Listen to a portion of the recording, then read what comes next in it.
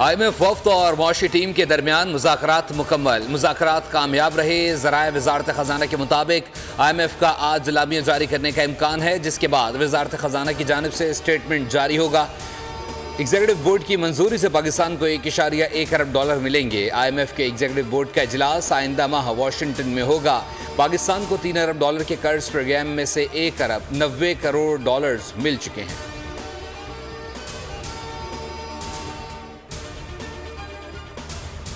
हसन नवाज और हुसैन नवाज 3 नैब रेफरेंसेस में बरी। एहतसाब अदालत ने महफूज फैसला सुना दिया। नवाज शरीफ के बेटों की एवनफील्ड, अल अजीजिया और फ्लैगशिप रेफरेंसेस में बरीयत की दरख्वास्त मंजूर।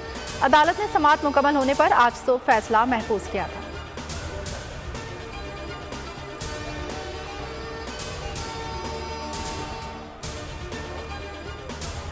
बानी PTI लॉन्ग मार्च तोड़फोड़ से मुताल्लिक 2 मुकदमात में बरी। इस्लामाबाद की अदालत ने महफूज फैसला सुना दिया। अदालत ने बानी PTI को अदालत में पेश करने की दरख्वास्त मुस्तरद कर दी।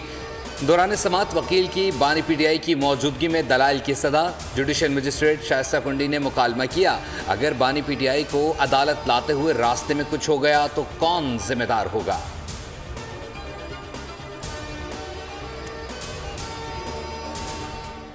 परवेज इलाही जेल के वॉशरूम में गिरकर जख्मी। फ्रैक्चर के बायस डॉक्टर्स का आराम का मशवरा। पेट खराबी और बुखार के बायस सफर नहीं कर सकते। डिप्टी सुपरिटेंडेंट हडियाला जेल ने मेडिकल रिपोर्ट एहतसाब अदालत में पेश कर दी। तरक्याती मंसूबों में मुबैना करप्शन और किकबैक्स वसूली रेफरेंस में फर्द जुर्म आयद ना हो सकी। समाअत 4 अप्रैल तक मुलतवी।